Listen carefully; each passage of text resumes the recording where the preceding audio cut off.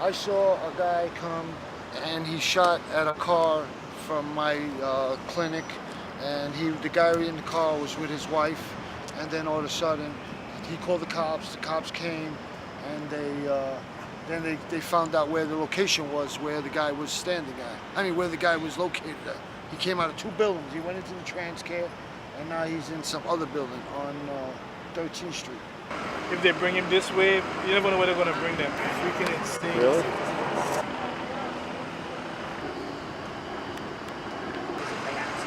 So then he screwed you over on purpose.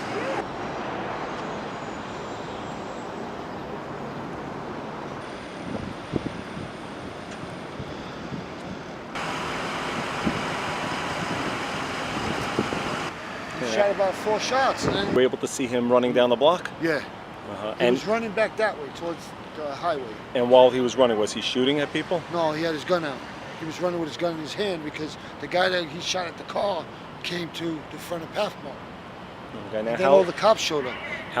At around 11:15 a.m. today, the police responded to a 9/11 call reporting shots fired at 13th Street and Hamilton Place, which is right down the street. When officers and supervisors from the 7-8 and the 7-6 arrived, they found 2 males shot in the street.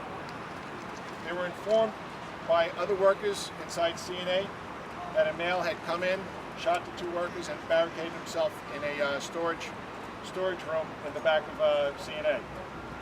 The 2 males that were struck, one is critical and one is stable. They're both at Lutheran Hospital. After the shooting, the male suspect entered the tool room on the first floor. Patrol requested ESU and HNT, which is what they're supposed to do, to come to the scene, and when the ESU and HNT arrived, they engaged in a dialogue. And that's Lieutenant Jack Kember who's going to walk you through that. I first arrived on the scene, Detective Joseph Del Rey here from Emergency Service Squad number 6 was engaged in a dialogue with the individual. I assisted him in a coaching capacity, and almost immediately when I arrived, he threw out a set of keys indicating that there was a van parked nearby, his van, which had a shotgun inside of it. That was later confirmed.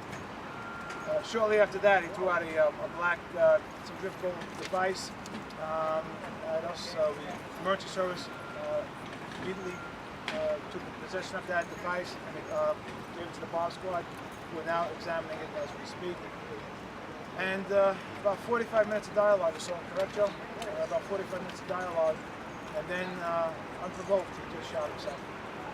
But we thought we had a positive dialogue going with him, but then finally he just made a decision and he pulled the trigger.